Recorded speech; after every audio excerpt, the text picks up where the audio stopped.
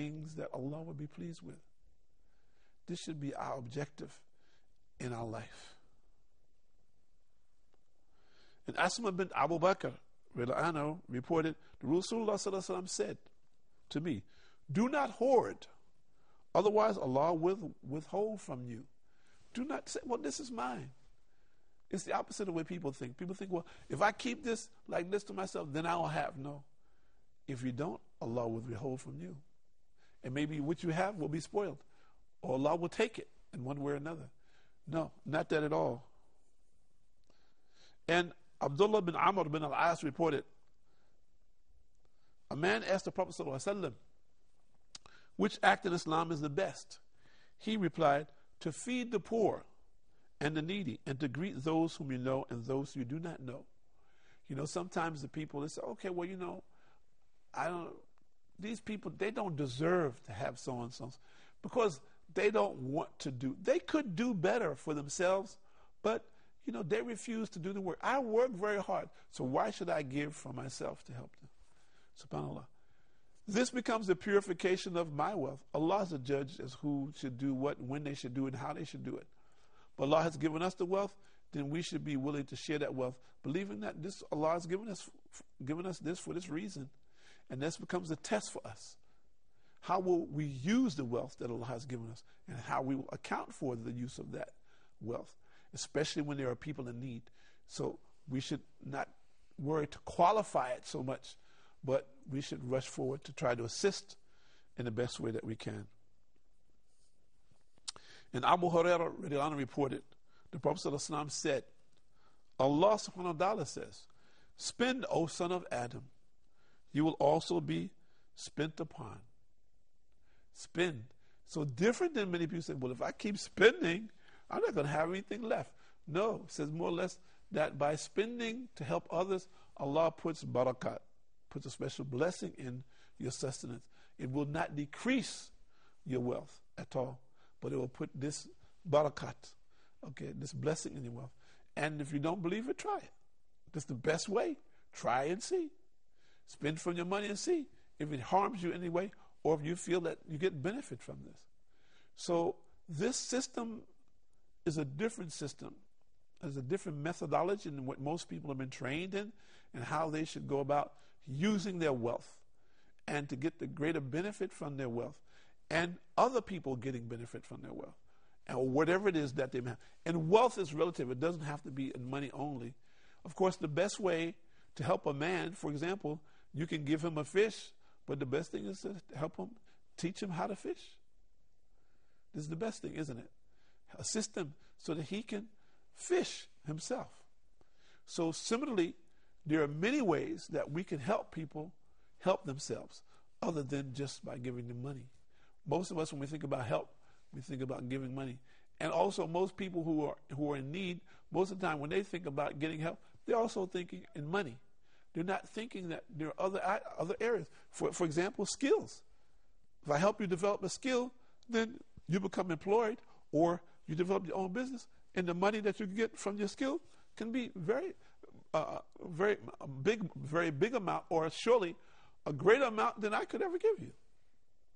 See, so if we look at it from a different perspective, and we look at it and see that Allah subhanahu wa ta'ala works in His own way, and Allah has His own system, and that system, as you see, is beneficial for mankind under all circumstances, and that we should give whatever that we have for the benefit of humanity, and that will not take from whatever it is that we have, but also will give us a blessing in what we're doing, and also it help other people become firm in their belief and their understanding and implementation of Islam. So we're calling everyone out there to strive for righteousness. Wherever you may be in the globe, to stand up for righteousness. Be among those who are striving to obey the commandments of Allah subhanahu wa ta'ala, and to oppose the ignorance and evil of Satan and his work, and understanding that the work that we need to do is our job, meaning the believers, it's our job, that we're here to work and worship Allah subhanahu wa ta'ala, and to work for the religion of Allah subhanahu wa ta'ala, and this is a great bounty from Him. He has chosen us to do this work as a great bounty, to encourage others to obey Allah in the way which He has prescribed, to strive for the deen of Allah subhanahu wa ta'ala. It's a great blessing from Allah subhanahu wa ta'ala. So we thank Him for His mercy ultimately, and we ask Him to bless the believers, and for those of you who are out there still in disbelief, that He will soften your hearts and turn you towards righteousness, enjoining righteous conduct and doing righteous deeds and actions and submission to Allah subhanahu wa ta'ala in your complete person, so that you may be of those who will be successful in this life, and more importantly, successful in the hereafter. As many people are fooled by the folly of the world. They're confused by this material existence. And of course, the way to overcome this is by learning about Islam, implement it in your life, and asking Allah ultimately to protect you and to inform you about your circumstance and situation, and where it is that you're going to go from now, what it is that you're going to do, and to keep committing and making effort to move forward. And if we do this, Allah will help us. We should believe that Allah will help us under all circumstances if we're steadfast in our belief in obeying the commandments of Allah subhanahu wa ta'ala.